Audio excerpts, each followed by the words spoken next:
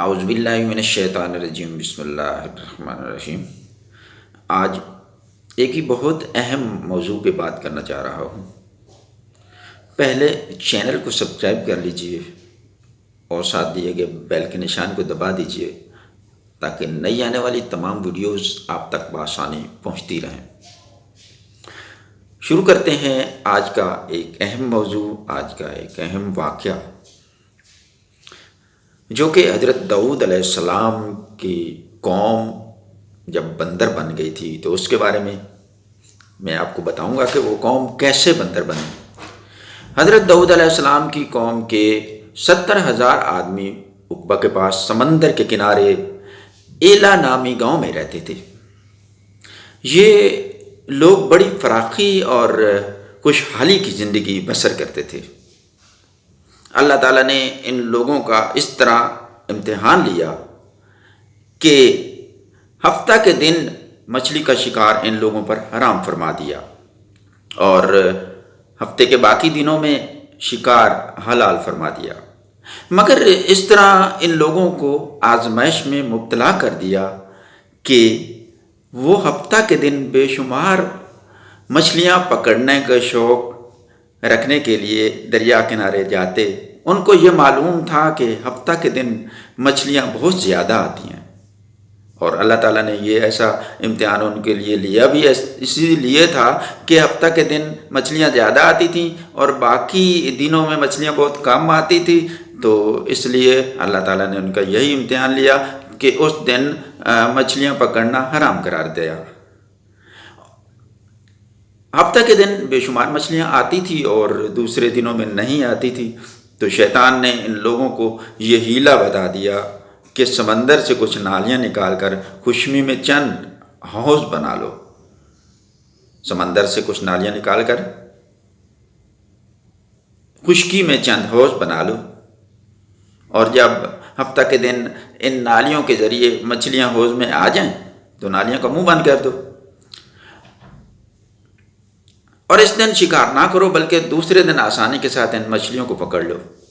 ان لوگوں کو یہ شیطانی ہیلا پسند آ گیا، اور ان لوگوں نے یہ نہیں سوچا کہ جب مچھلیاں نالیوں میں اور حوضوں میں مقید ہو گئیں، یعنی قید ہو گئیں، تو یہی ان کا شکار ہوگا۔ ہفتہ کے دن شکار کو نہ پایا گیا تو ان کے لیے یہ حرام قرار دیا گیا تھا۔ اس موقع پر ان یہودیوں کے 3 گروہ بن گئے تھے۔ کچھ لوگ ایسے تھے جو شکار کے اس شیطانی ہیلا سے منع کرتے تھے اور ناراض و بیزار ہو کر شکار سے باز رہے، اور کچھ لوگ اس کام کو دل سے برا جان کر خاموش رہے۔ دوسروں کو منع نہ کرتے تھے بلکہ منع کرنے والوں سے یہ کہتے کہ تم لوگ ایسی قوم کو کیوں نصیحت کرتے ہو جنہیں اللہ تعالیٰ ہلاک کرنے والا ہے یا سخت سزا دینے والا ہے۔ اور کچھ وہ سرکش و نافرمان لوگ تھے جنہوں نے حکم خداوندی کی اعلانیہ مخالفت کی اور شیطان کی ہیلا بازی کو مان کر ہفتہ کے دن شکار کر لیا۔ ان مچھلیوں کو کھایا اور بیچا بھی اور کاروبار سے منافع بھی کمایا، مگر جب نافرمانوں نے منع کرنے کے باوجود شکار کر لیا تو منع کرنے والی جماعت نے کہا کہ اب ہم ان معصیت کاروں سے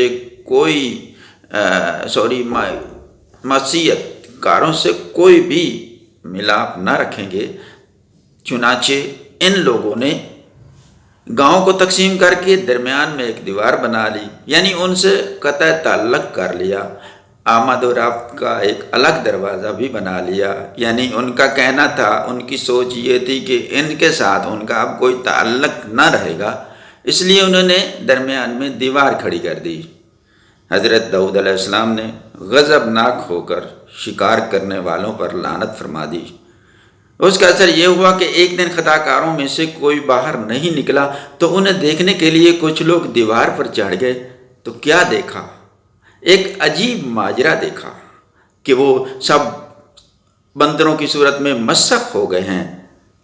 اب لوگ ان مجرموں کا دروازہ کھول کر اندر داخل ہوئے تو وہ بندر اپنے رشتہ داروں کو پہچانتے تھے اور ان کے پاس ان کے کپڑوں کو سونگھتے تھے۔ اور زار قطار روتے بھی تھے، مگر لوگ ان بندروں کو نہیں پہچانتے تھے۔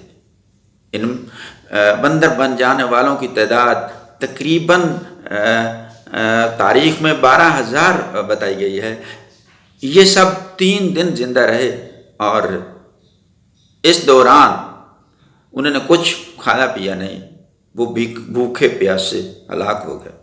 شکار سے منع کرنے والا گروہ ہلاکت سے محفوظ رہا۔